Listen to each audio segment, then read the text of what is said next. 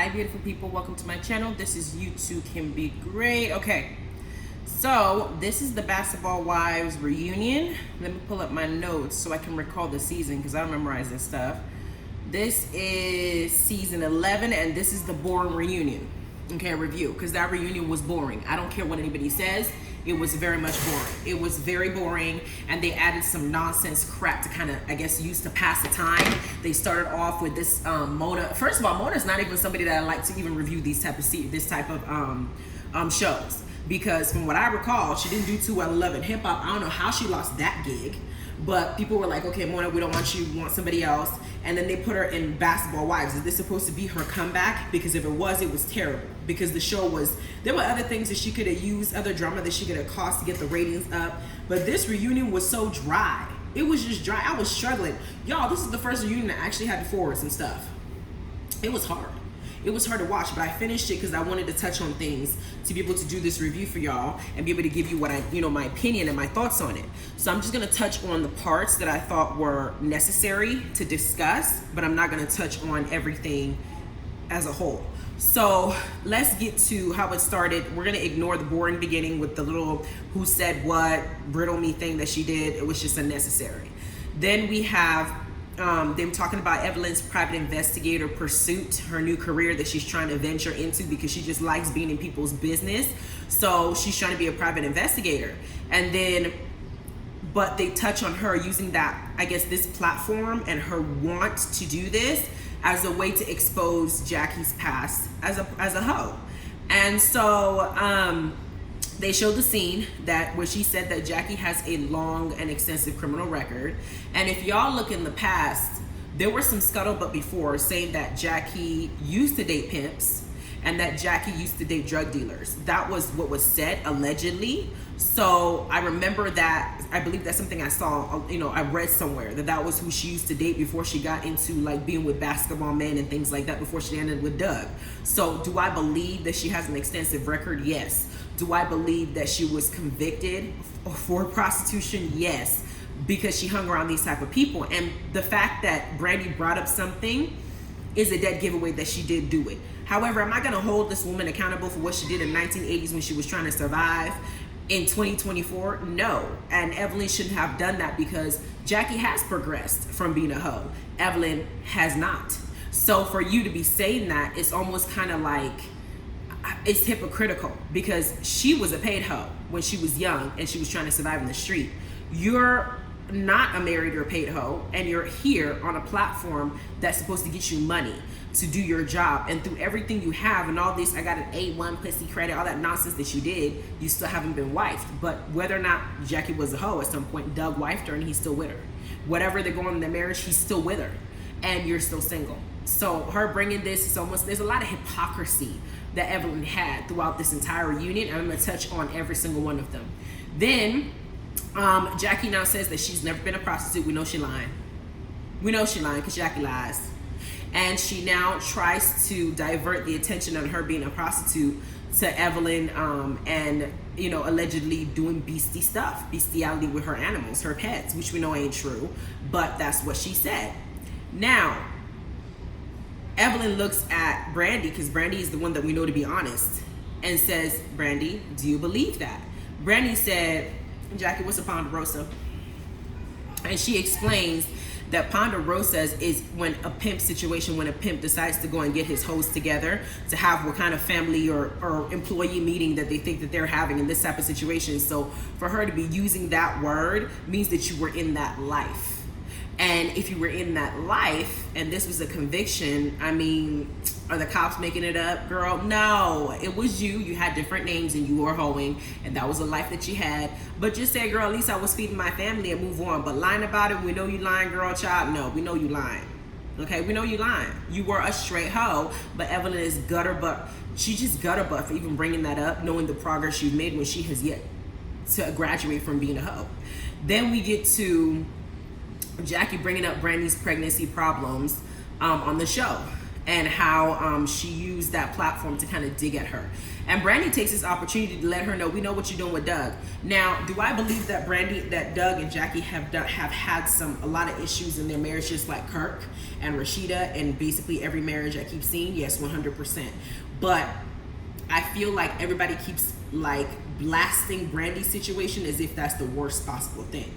Because we just learned that your husband, Jackie, married a whole prostitute, convicted, you know, and we're not going after him for what you used to do, because if you were a hoe, your number was high too with men, right?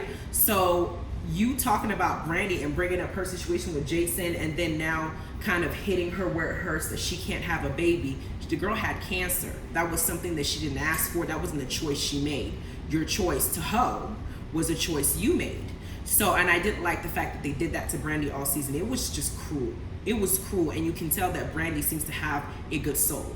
She's not perfect, but I look at her and I listen to how she acts and what she does, and she has a good soul. She does. So I feel like that's what makes people like Evelyn and Jackie pick at her, because her soul disrupts their aura. Like if a good person is around somebody who just has darkness in them, it disrupts you. It makes you feel uncomfortable. And so you try to go out of your way to make the person, make the other person feel uncomfortable to hide your own personal insecurities. And that's what they do with her. But I like that she addressed it respectfully, and Jackie over here putting her hand on her face talking about, don't bring up Doug, and she was like, free Doug, free Doug. Doug needs to go ahead and free him because he needs to free him from you, okay? And Jackie was kind of like pointing her fingers at Brandy as if we don't know that Brandy can fight. We know Brandy can fight. We know she'll fight you, because she was ready to take on Tammy, and we know that would have been an interesting fight, child. So I just think that Jackie just kind of sunk herself. I don't know why she did all this, knowing that she had in the background, but Evelyn is just Evelyn. You know, we ain't never expect nothing but, you know, she the same bitch, just like Tammy said. Then we get to them talking about Brooke and Kevin, aka Bobby Brown, whether or not she moved too fast. And that was just a scene that just did not appeal to me. Okay, whatever, waste of time, keep going.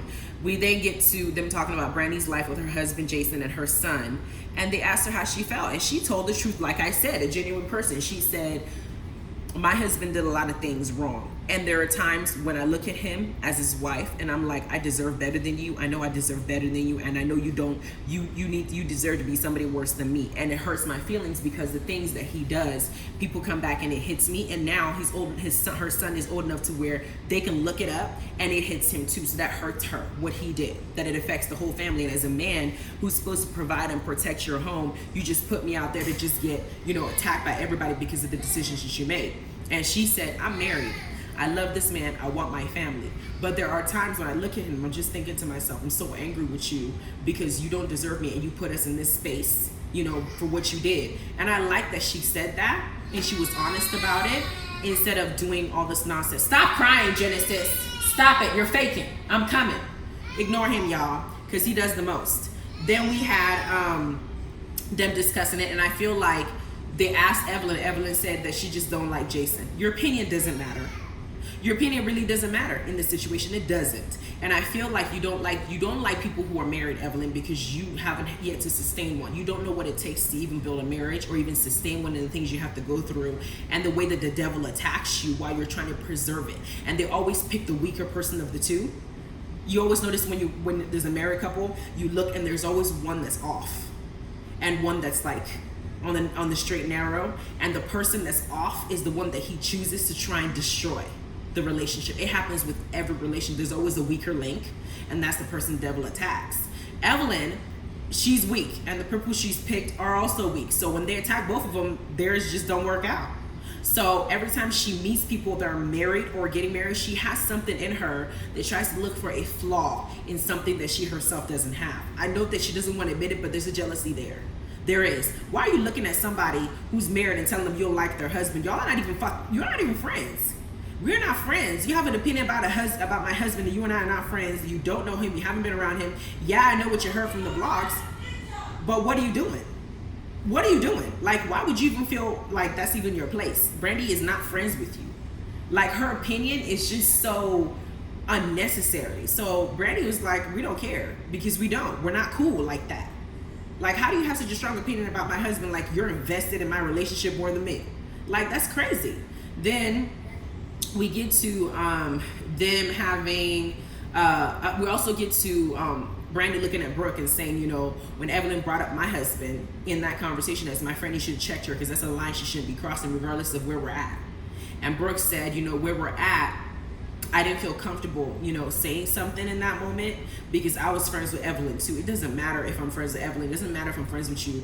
You have to tell your friends when they're doing something wrong and when they're crossing a line. And I feel like in that instance, Brooke chose a side. And it kind of shows you people, I don't think that moving forward, Brandy will be able to look at Brooke in the same light. Because in my head, I'm like, if I'm friends with you, it shouldn't matter if you and I are having like a little bit of an issue. You still have to be my friend no matter what. And if somebody's talking about me like that when I'm not around, you should be checking them.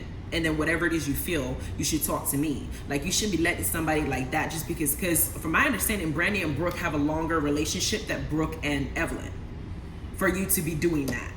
Am I wrong?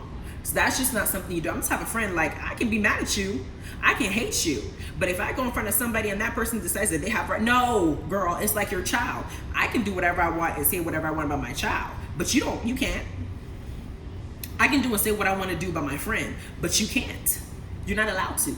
Not in front of me. You better do that in spirit. Don't do it in front of my face. And that's the type of friend I think Brandy is. Yeah, we might be having a fight, but we have something we've built. There's a foundation there. And I know Brandy is with Jason because she knows how to build things that last, because she has an undying loyalty. She seems like a girl with a good heart. She just seems like somebody with a really, really pure heart. Not perfect, but it's pure enough for me. I'd be able to get along with Brandy if I met her. Then we have Cheyenne coming out of her segment. Waste of camera time. We get to the next juicy situation, which is Jennifer and Christian. Is he married? Or they're married, because I think that they had a wedding in Paris recently, and Jennifer didn't invite the cast. Y'all remember that? Like, she didn't invite anybody from the cast, probably because of this conversation that just happened in this now Ponderosa and this reunion that we just had. Because they asked Jennifer about the restitution situation, because he said that he owed $250,000, and it came out later saying that he only owed $12,000, and it looked like either he lied and wanted her to give him more money, or it really was $250,000. So Jennifer cleared it up and said no, it wasn't $12,000. People don't know what they're talking about. They have medical bills that are accumulated, but I'm still trying to wonder what medical bills accumulated for a false imprisonment if it wasn't any domestic abuse issue. Why would there be medical bills for you saying that he was acquitted for the domestic abuse? Why would somebody need to be hospitalized for false imprisonment? False imprisonment means you kept me someplace I didn't want to be. Not necessarily that I'm physically ill. So there's just a lot of holes in this story. And I think Jennifer needs to make sure that she read the court papers herself, because I've been around people who went to the pen, okay? And were convicted of something. And every single one of them I've read, while I may say something like, okay, this situation, you were just in the wrong place and you should have just handled your emotion well, but for you to be convicted, there was proof. You did that shit.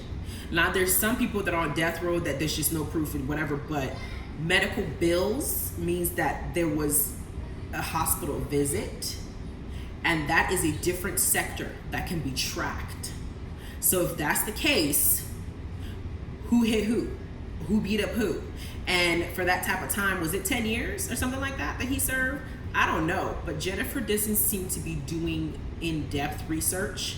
And from her response saying that the lawyer told him that it would have been better if he just left her so she can go out and get hit by a car, it makes it seem like she's blaming the victim. Now, the situation I know of for a fact, it was assault with intent to cause great bodily harm. The story goes this way. You got young adults, too young to be having kids because they're too immature, but they made babies anyway. And there was a lot of infidelity going back and forth. There was some custody issues going back and forth. And the girl that was being cheated on felt some type of way, and she decided that she was going to get the man back by finding a way to get him in trouble legally, because his ass was already on probation and shouldn't be messing up. And to do that, she attacked the child. She was doing and saying stuff that was creating problems in court for him, so he would lose custody of his child to somebody at the time that was, I guess, an alcoholic that was, getting constant DUIs. It was just a back and forth messy situation. However, she attacked the kids, or tried, not necessarily attack the kids, she tried to use the kids to get back at him instead of just doing what you should have done, which is just cheated back or found another way to get at him other than try to mess up with the safety of his child. So he lost his temper, went over there, lost his temper, they got into an argument, and it was just something that both people physically did things they weren't supposed to. However, being that the man is stronger than her, clearly, it was a coward's defense to even do what he did. He should have just walked away from the situation and just said, I'm done with you. That didn't happen because you're dealing with young ass people who can't even control themselves, who are still maturing. Now, if I think about that way, do I feel like he had probable cause to maybe have lost his temper because his child was involved and you're playing with this kid? Yes. But do I think that his reaction was okay to where he now put himself in a position to where now he has a record? No, because you have to be in control of yourself. You always have to be in control of yourself. Yeah, I get the fact that, she did some effed up shit, but you can't come now after you've been convicted, spend time in prison and say, oh, I'm innocent. I was there because she did this. You have to tell yourself the truth. You were there because you actually assaulted the person.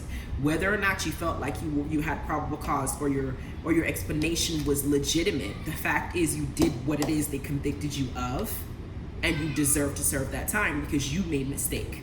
So my mean to say is Jennifer needs to stop. It seems like she has blinders on. That man did what he did for there to be medical records, for him to owe $250,000 with what you're saying, that there's more fees that got added to it. He definitely did that. Maybe in your eyes you think that, oh, the girl deserved it, but it doesn't change the fact that that's how he responded to it, which means that whatever it is something that's inside him. And I think not necessarily that he can't change, or Christian can't be a better person or can't make better decisions, but if you're someone that's still making excuses and still justifying it, I don't see a change. But if you're somebody that says, you know what, I did do this in addition to false imprisoning her. I did this because of this. However, I never should have done that. I should have handled it better. I should have just gone away. I should have called the police myself. I lost my temper there, and I have since gone to anger management or rehabilitation or whatever it is to learn how to handle myself in situations like this and not lose control. But let's be clear. I was what they convicted me of. I definitely deserved it because I put myself in that situation, so I know not to do that ever again. Then I would say something like, okay, you know what? The man has tried. He served his time, did what he's supposed to do. Let's just move on because you can't rewind the past. He knows, he accepts responsibility. He told the truth. Pay your bills. Don't ask Jennifer to do it because she said he never asked her, and move the hell on. But that's not what she's saying. It's almost like she's completely eliminating the fact that he did this. So they played a recording with Evelyn now speaking her mind and what she thought about that situation. And Evelyn basically says that Jennifer has bad taste in men. Jennifer always deals with crazy people. Jennifer did this and this. She needs to look into that deeper. But then when they asked her about it on the little reunion, she said, I don't want to do that. She did a little fake cry thing. She's my friend and I love her. And I don't want to dig into that because, she's my friend and I don't want that to ruin our relationship. But bitch, in the corner, you just said that you want to look into it further. Which is it with your lying self? And let's be clear. Y'all remember when Evelyn was with Ocho Cinco a few seasons back before her and Jennifer's friendship first fell out. And Jennifer told her that she felt like Ocho Cinco was an attention whore. That was her word. She feels like he was an attention whore and that he wasn't a good person and she didn't want him for her. She said that. And Evelyn was engaged to him. Evelyn went and attacked Jennifer because Jennifer said that she didn't like the choice in man that she chose. And next thing you know, shortly after they got married, she hit him with a domestic violence issue. But now, and then moreover, when Brandy was speaking on Brooke with Kevin and saying that she doesn't think that she thinks that Brooke is moving too fast, she did a complete over to Brooke to now say, hey, Brandy's talking stuff about your relationship. She's saying so. I just think she shouldn't speak about it at all.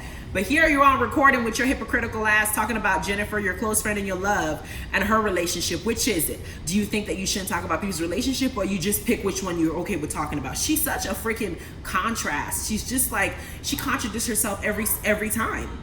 And Brandy made this very clear that she feels like people just kind of gravitated toward what Evelyn did and said without actually having the mind of their their own, or they were too afraid of Brooke to really speak the truth, and she's the only one who said the truth. Evelyn is fake. She lies too much. She ain't real. She has too many different faces, and she always contradicts herself. She the same bitch. She ain't never changed. She gonna stay like that. Now they get to this last segment where it's just a waste of camera time. Decide to give gifts, kind of nice, nasty gifts to each other. I'm not gonna do that. If you want to go see it, go watch the show. I'm not gonna talk about that. I just felt like this reunion, besides a few things, was dry as hell. For 25 different episodes or 26 episodes, this is the best you can do. No. Anyway, that's where I left off here. I'm gonna go ahead and watch Love and Hip Hop and go ahead and do that review. I did catch up on the first episode of Salt Lake City, which gave me all the way life. So this week I'm definitely gonna be reviewing that one too. So look out for both videos. Bye.